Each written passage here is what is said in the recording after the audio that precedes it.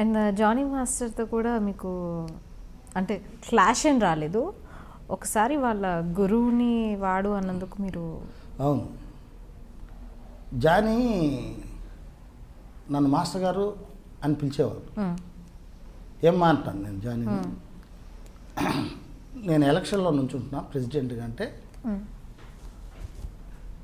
Johnny master గురువు గారు ప్రకాష్ అంటే మాస్టర్ అంటూ ఉంటారు. వాళ్ళు విద్య నేర్పించారా అంటే నాకు అది జానీ ఎక్కడో నేర్చుకొని వచ్చాడు పాపం. కాకపోతే ఎప్పుడు ప్రకాష్తోనే ఉండేవాడు. సో ఆ ప్రకాష్ని నేను అడిగేవాడిని, యూనియన్ భ్రష్టు పట్టిపోతుంది, ఇన్ని మాట్లాడితే ప్రెసిడెంట్కి నువ్వు నుంచో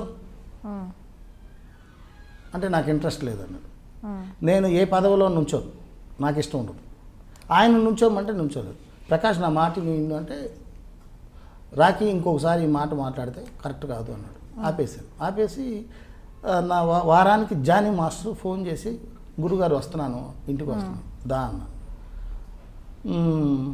పాల్ మాస్టర్ని కూడా రమ్మన్నాను, జానీ వస్తున్నాడు రాయా అని. నాకు పాల్ మాస్టర్ బాగా ఫ్రెండ్, మన డ్యాన్స్ మాస్టర్లో మేమిద్దరు మంచి ఫ్రెండ్స్. వచ్చాడు, వచ్చిన తర్వాత జానీ చెప్తా వస్తే జానీ మాట ఇస్తున్నానని చెయ్యేశారు. నువ్వు ప్రెసిడెంట్గా అనొచ్చు, ప్రకాష్ నా బెస్ట్ ఫ్రెండ్, కానీ ప్రకాష్ మాట వద్దు అన్నాడు కనుక నేను నీకు మాట ఇస్తున్నాను, ఎలక్షన్లో నుంచో ప్రచారం చేయన్న. అలా మాటల్లో జానీకి ఆనందం వేసి వాడేంది మాస్టాడు ప్రకాష్ గాడు అన్నాడు. పాట్ మన వచ్చాడు, పాలు పడుకో అన్నాడు. లెగయా అన్నాడు. ఏంటి వాళ్ళ గురువుని రే అంటాడు అని షర్ట్ పట్టుకున్నాడు. అంటే ఇంకోసారి తాట తీస్తాడు, మీ గురువు నా ఫ్రెండు, ఇక్కడ మాట తప్పాడు, మీ గురువు మళ్ళీ ప్రెసిడెంట్గా నుంచున్నాడు. ప్రెసిడెంట్గా ప్రకాష్ కూడా మళ్ళీ నామినేషన్ వేసాడు. వేయనన్నవాడు వేసావు, జానీని వేయి అన్నాను. ఇంకా వేయలేదు, వేస్తున్నాడు.